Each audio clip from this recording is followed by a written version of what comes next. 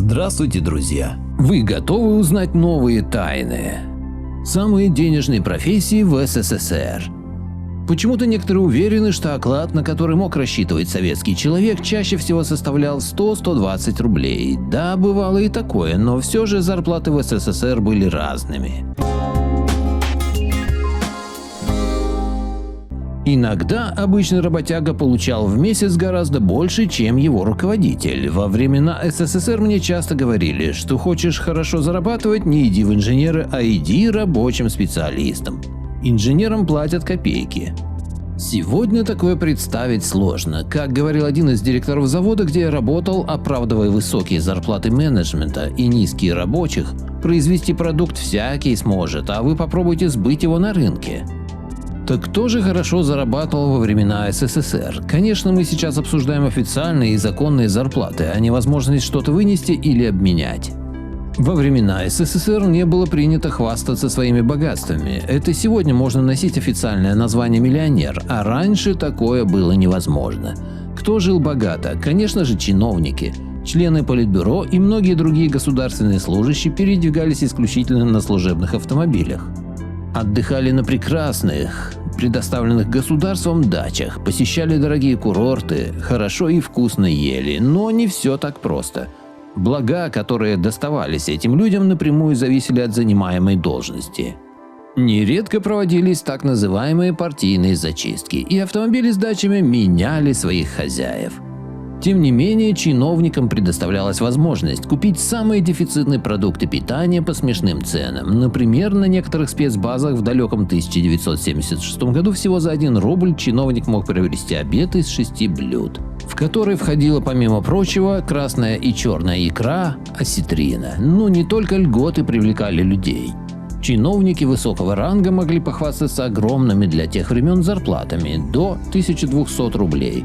Самыми обеспеченными считались дипломаты. Их зарплаты были очень высоки, а также существовала возможность покупать за рубежом любые ценные вещи, даже импортные машины.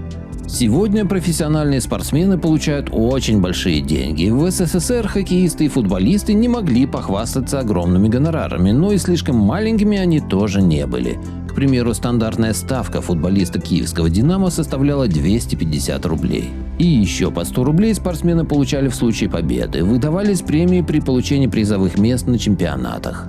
В клубах ЦСКА и «Динамо» предусматривались, помимо зарплаты премиальных и призовых, также некоторые суммы за выслугу лет, которые могли быть очень большими – порядка 300 рублей.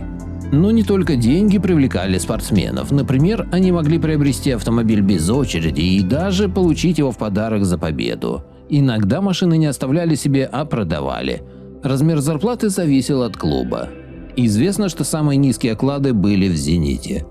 Многие советские мальчишки мечтали стать космонавтами. Конечно же, их привлекала романтика, а не высокие зарплаты, но оклады у покорителей космоса действительно были очень большими. Кроме того, после полета в космос каждый космонавт получал в подарок автомобиль и пожизненную оплату бензина. Существовали и другие льготы, а также качественно бесплатное санаторное лечение.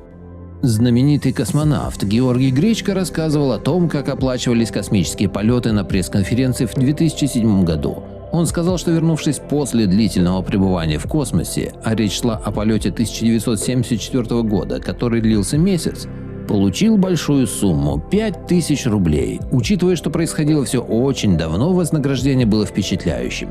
В те времена автомобиль «Волга» можно было купить за 6000 рублей. Конечно, суммы большие, но ведь и риск тоже невероятно высок. Самым почитаемым космонавтом был Юрий Гагарин. Он получил в подарок автомобиль, дом и квартиру. Родителям было презентовано новое жилье с мебелью, бытовой техникой и электроникой. Детей побаловали одеждой и игрушками. Брат и сестра космонавта получили по 1000 рублей.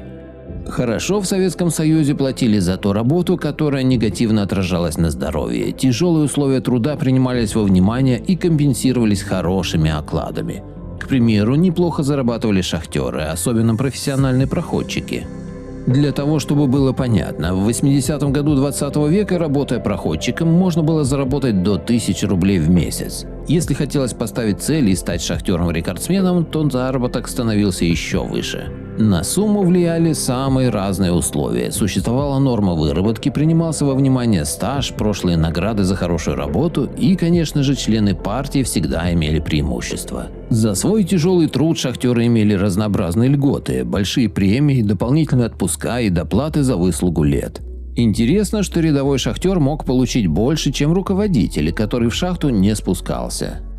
Приятно было то, что в СССР высоко ценили хороших специалистов в различных областях. На большие зарплаты могли рассчитывать рабочие высокой квалификации, умелые слесари и токари, грамотные настройщики оборудования. Зарплата состояла из базовой ставки и премии за квалификацию, разряд. Существовали интересные ограничения. Директор завода не мог иметь зарплату больше, чем самый высокооплачиваемый рабочий этого предприятия. Необходимо такую практику сделать и в нынешней России. Надо сделать так, чтобы у депутатов была зарплата такая же, как пенсия у пенсионеров. В начале 80-х годов 20 века лучшие представители рабочих специальностей получали до 1000 рублей. Они также пользовались разными льготами, отдыхали в санаториях, имели преимущества при получении жилья и иные приятные бонусы. По сути, зарплату суперпрофессионального токаря можно было сопоставить с суммой, которую платили профессору вуза или директору НИИ. Вот такие денежные профессии были в СССР. А теперь сравните с нынешней Россией. Кто меньше работает, тот больше получает. Вот основной принцип. Автор статьи Мастерок. Благодарю всех, кто подписался на мой канал и смотрит мои видео. Ссылка на статью в описании. Поделитесь моим видео в соцсетях с родными, друзьями и знакомыми. Люди имеют право знать все точки зрения. Всем спасибо за внимание, буду рад вас видеть на своем канале снова.